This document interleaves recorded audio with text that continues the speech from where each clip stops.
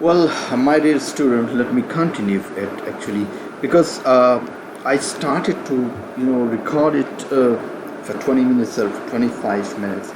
Then I'll try and then I compress it, and then inshallah I'll be just uploading them on YouTube and on LMS.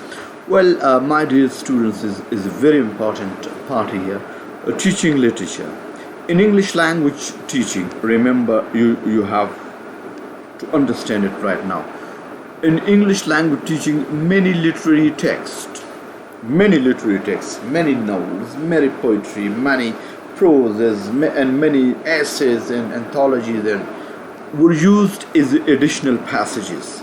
The use of literature in language teaching has given many contributions to increase students' achievement, such as, remember, I have to talk on each one of them. All right, creative thinking, motivation, enjoyment, etc.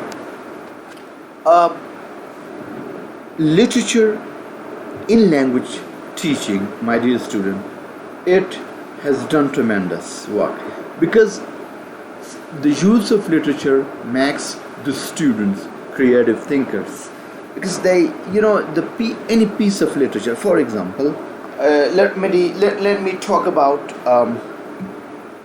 that Coleridge poetry, like Kubla Khan. So Kubla Khan is such a superb piece of literature which really takes you to the world of fantasies. It brings a vivid and a graphic picture before your idea. He is such a this Coleridge has such a control of language that he enables you to have a very vivid picture what he talks about. For example, if he talks about in Kubla Khan, a damsel means a beautiful girl, playing on her dulcimer. Dulcimer is a kind of musical instrument. So an imagination attacks you to the world of fantasies and imaginations, and you feel as if you are taking with that. So such contributions, it enables the students even to make them think. So there's, and if such a start is given by such a piece of literature, then the students become more creative in their imagination. They try to keep on adding something to their particular imaginative picture, because a spark is given actually by a piece of literature. A spark, like for example, when you have to like this on the sublimity, which is written by Lon Joynes. So he has given 5 major elements of a sublime literature. But what he means to say that, for example, if you have to fire a big fire, if you have to light a big fire, for that you need a spark, for that you need a match, for that you need a smallest flame. So with the help of that smallest flame, that smallest spark, you ignite, a pyre of wood, and you ignite a greatest fire. Similar is the case actually with any literary piece, or any literary novel, or any literary quote or anything. So when you look at that, so that makes you creative thinker.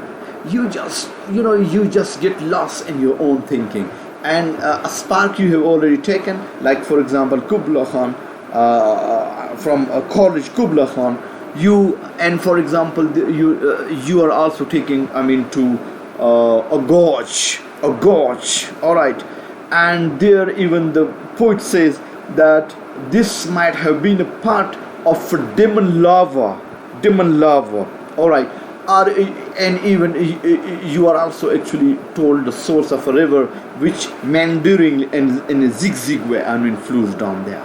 So, and with that you also think creatively. So that's a piece of literature. Believe me, a piece of literature, it makes you more thoughtful. It makes you more creative, and thus an element of creativity is aided and is brought to you. And above all, for example, in a literary text, for example, in a novel, for example, in a poetry.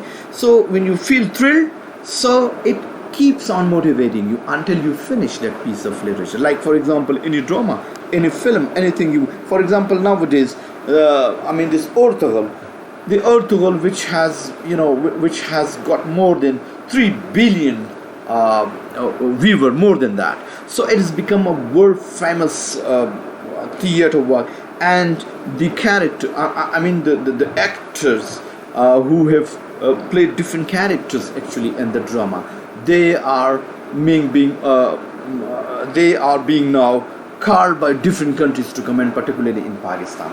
So a work of art, it really motivates you, and it gives you a kind of enjoyment. So critical thinking, creative thinking, all right, and motivations and enjoyment, obviously they bring a lot. So in university, I think that this document is getting now. See, you can see through the screen that online teaching is very, very difficult, but still we have to manage it. So at university level, many departments of English language education, this is actually the context actually from Indonesia. They have integrated literature. They're talking about Indonesia, but I think mostly the case might be in our thing, but also a content subject. So you see that literature is a very content subject. Is a content subject literature was trained partly as a compulsory, and all your subjects are very, very compulsory.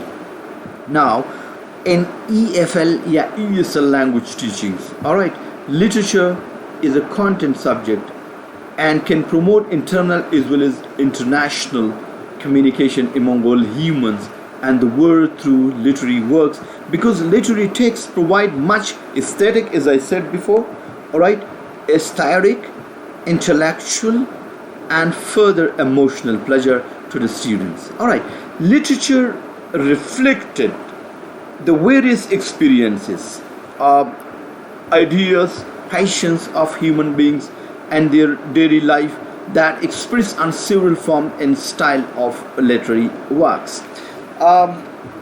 Just again coming to the definition of literature, that literature is a picture, true or less true, of actual life. So for example, when a writer writes something, so he gets inspired, you see, by anything practical in his life, and after that fit of emotion he begins to write.